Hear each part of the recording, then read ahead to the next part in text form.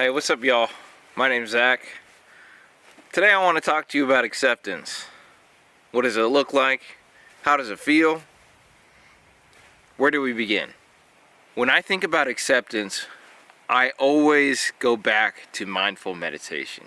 And the idea is that you get into a meditative state, obviously, the classic meditative state, and you focus on your breathing. You focus on your bodily sensations, what you're hearing, what you're feeling in your own body.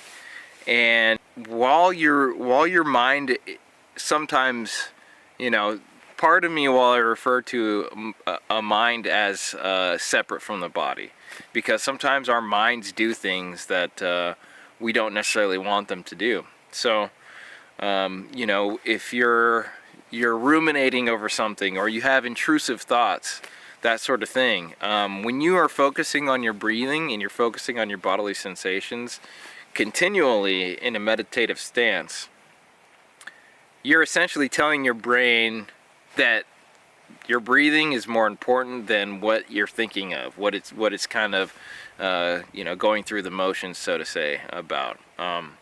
So in practicing this meditation, you effectively tune out a lot of things that may be causing you anxiety, causing you stress, and you're telling your brain, hey, this right here, this breathing, this is the most important thing that's going on right now. Another thing that I think of sometimes is, we're animals, and I have this picture of a cheetah in the savannah, and it's sitting there, it hears something in the bushes, and it might be startled at first, but then it sees that it's just a little cricket rummaging through the leaves. So the next time that the cheetah hears the cricket rummaging through the leaves, it's not going to pay it much attention, because it knows what it is and it knows it's not a threat. Well, that sometimes translates to us humans, Now, in some of my previous videos, I've talked about how the stimulus and the response are coupled together, and how the response to the stimulus can reinforce the emotions that we feel after we encounter a stimulus. Sometimes, say we have an intrusive thought, and it could be very, very distressing, and when we pay it a lot of attention, it's labeled in our minds as, this is important. Like, we are primitive. We do have primitive parts of our brain that are like designed for our own survival. So, it might just throw out an intrusive thought at you. And if you act on that intrusive thought, it's going to reinforce that intrusive thought just arising in your own brain.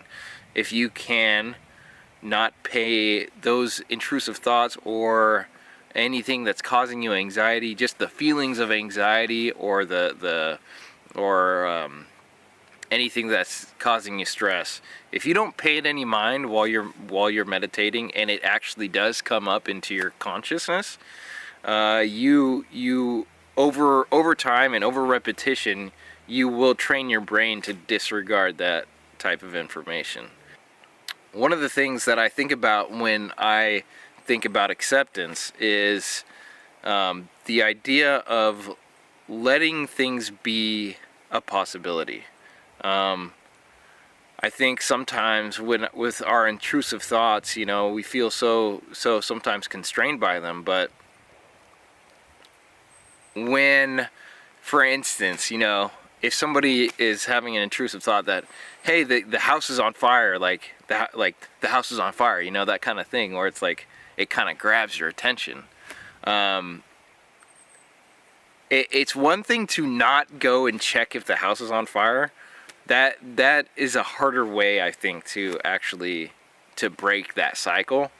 But when you allow it to be a possibility, you're like, yeah, the house could be on fire right now.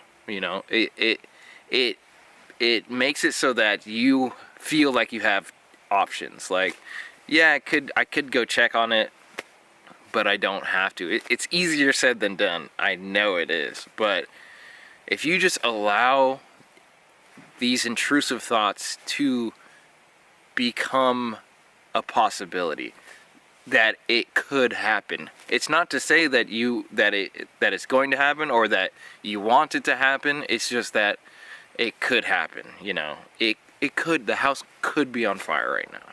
You know, that kind of thing. So when you do that, by giving yourself those options, you won't feel so backed into a corner like you have to not check, or you have to go check. You know, it gives you that option of, yeah, the house could be on fire right now. It's an interesting example, but you know, that's just what I wanted to highlight. You know, it gives you options when you allow it to be a possibility. So allow it to be a possibility. That's not to say that you want it to happen, or that you want that it's going to happen. It's just that it's a possibility. And when you do that, it really does put your mind at ease. You know, we don't like to feel trapped. You know, we're animals, and yeah, we like to have options. So it's an option. It's one way to deal with any type of anxiety that arises. You know, and you know, you can kind of go from there. You know, that it's a great point to move forward from. Being in a state of acceptance, you know, I feel like that should almost be a baseline of how we operate in our daily lives. So how do you do that? You know, it's not like you can walk around floating, you know, mindful meditating all throughout your day and just, you know, doing that or the other thing. It's more about being in the moment. And when you are in the moment, you're focused on what you're seeing, what you're feeling, what you're hearing, and you're not responding so much to any internal stimuli, any intrusive thoughts or anything like that. You're just focused on being in the moment. And it pulls you, by being in the moment, it pulls you out of your own mental bubble, and to be operating in your daily life fluently, without being distracted by intrusive thoughts or anything like that. It's easier said than done. But when you get to that point, when you're just focused on, oh yeah, I'm gonna go do the dishes, or you know, I'm weeding, or I'm gardening, or you know, I'm out doing my work, I'm out doing whatever it is that you do for a job.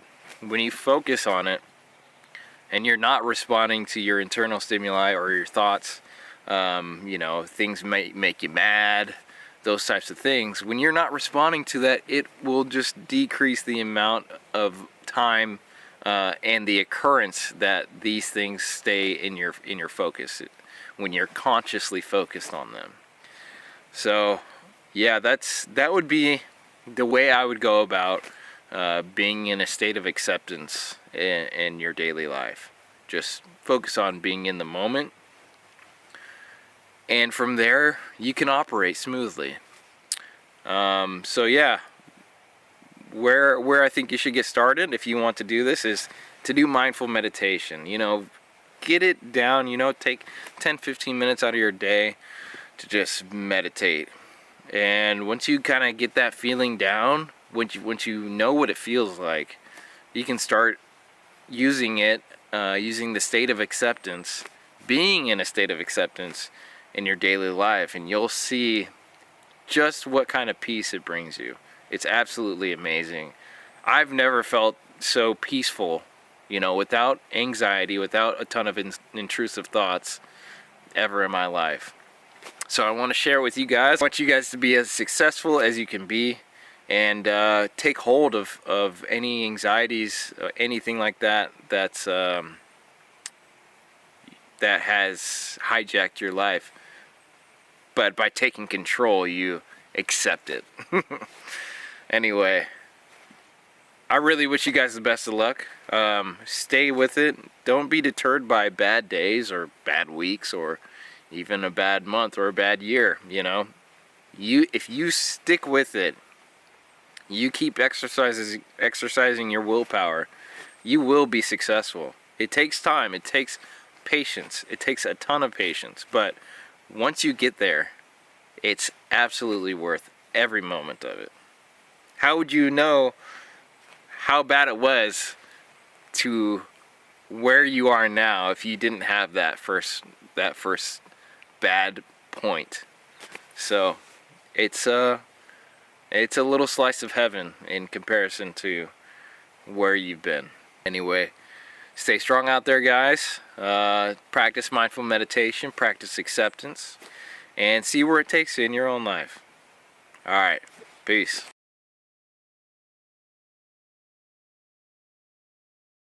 That's what it feels like. It's like your mind kind of goes blank.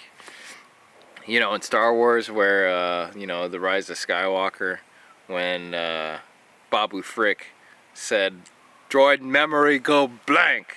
It's kind of like that, but more so, your mind, your emotions, they go blank. Anyway, sorry for the Star Wars reference. Any Star Wars fans out there? I mean, I don't really care if you didn't like the last Star Wars, or even if you didn't like the last 3 Star Wars. If you're a Star Wars fan, you better support Babu Frick, because Babu Frick supports you. I know that. Anyway, I'll catch you guys next time. Peace.